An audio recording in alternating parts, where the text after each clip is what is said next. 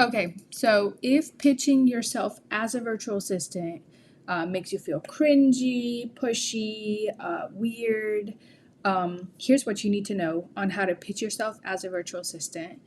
And it's probably not what you think or as bad as you think. And I'm just going to start with saying this. You don't suck at pitching yourself. It's just that no one has taught you the right way to go about pitching yourself and telling people about your services to make it feel natural. Okay, so I want to cover 3 points in this video.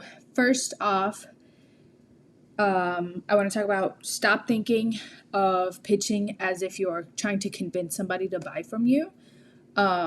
Secondly, I want you to lead with the problem that you solve. And third, make it feel like a conversation, not a script. Okay? So let's talk about not trying to sound like you're convincing them to buy from you, because that is like the worst thing you can do. So what that looks like essentially is if you go into it with a mindset that the second you start talking to someone, you need to convince them they need your services. So like, do you have someone managing your inbox? I can do it for you. Like, that's too much. You don't need to do any of that, okay? You should go into it very natural. Be yourself. So instead of redirecting a conversation to convince them to work with you. So let's say you're having a conversation, you are talking about, or they're talking about, what they're working on in their business right now, right? And then you immediately say, oh, I can help you with that. Like, is that actually something you would naturally say? Probably not, right? So just scratch that, like get rid of it, get it out of your brain. You don't want to do that, okay? What I want you to do is just to have a conversation, like, so they're talking about what they're working on in their business right now, and then just kind of pitch in, right? Give them some like food for thought, some like suggestions on how you would do it, or what you would recommend. So I love when people come to me and they're like, oh, I'm actually transitioning to, let's say, Dubsado right now, and this is where I'm at. And then I'm just like, oh, that's so cool. If you're moving, and then I'll ask follow-up questions. So I'll be like, what system are you moving from? So just the main point I'm trying to make here is keep the conversation natural.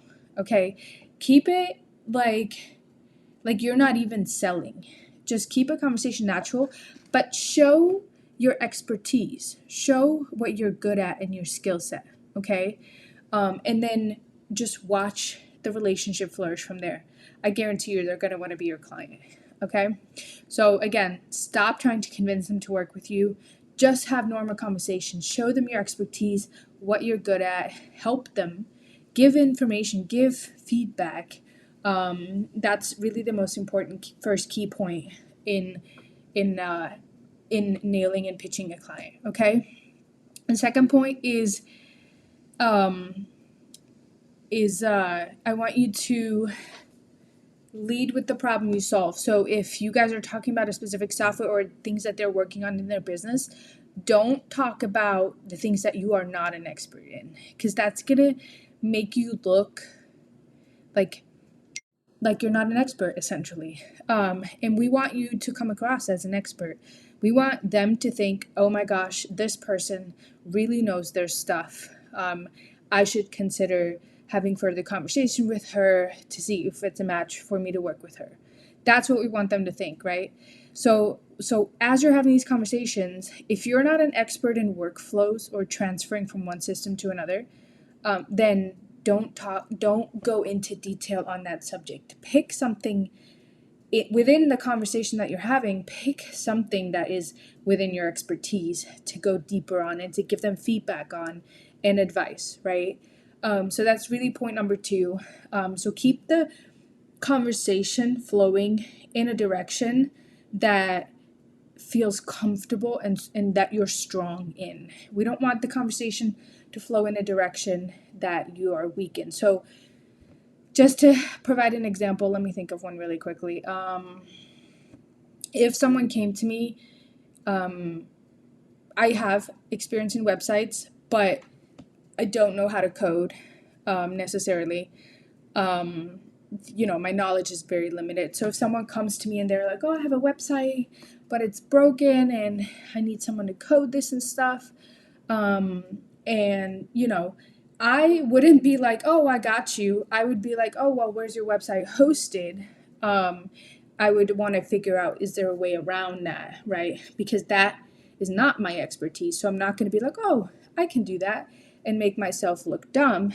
I'm going to focus the conversation in a direction that is a problem I can solve or potentially solve. I'm going to investigate further, right? So that's point number 2. Point number 3 is make it feel, and I think we've kind of covered this through point number 1 and 2, but make it feel like a conversation. It's not a script. I don't want you to go into a conversation and be like, oh, I can help with inbox management and scheduling and this and that, and then they're like, oh, cool, like this is what I'm working on in my business right now, and then you're like, oh, I can help with, and you repeat the same thing again. Like, that's not a conversation.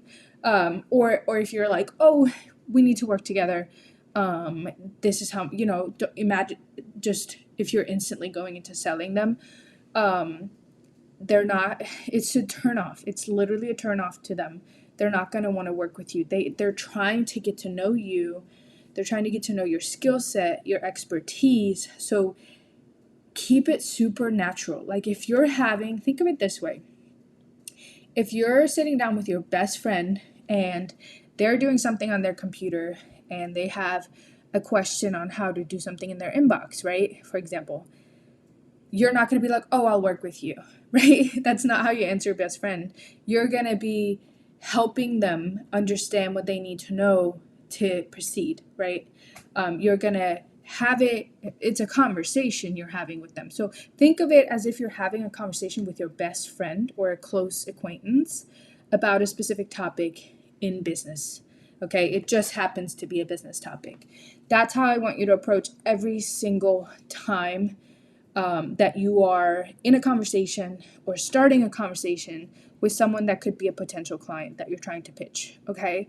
So it should feel like a flowing conversation. You're getting to know them, so you're asking questions about their business, what they do, how many people they have, what softwares they use, what do they love about what they do, how long have they been doing it, just natural business questions. And they're going to naturally do the same to you. They're going to want to know, especially if they're curious about working with you, they're going to want to know, how long have you been doing it? What do you love about being a virtual assistant? What are your specialties? Like, what skills are you really good at? They're probably going to ask you about pricing, but do not go into pricing, okay?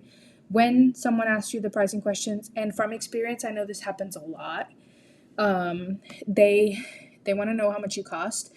Just say, I'm happy to essentially redirect them into a call, a one-on-one call with you, right? Because at the time of this conversation, you guys are just getting to know each other. Unless you have like one set hourly rate for every single person, you are not going to know how much this project it really entails, like all the details and things like that, right? So you don't want to give them a price and then be held to that, okay? So you want to say something like, I would love to give you an actual price. Would you be okay with, would you want to have a deeper conversation on a one-on-one call with me? Something along those lines is going to be best for you, because it keeps the pricing question open, but you're not like, you're essentially moving the conversation that you're having further into a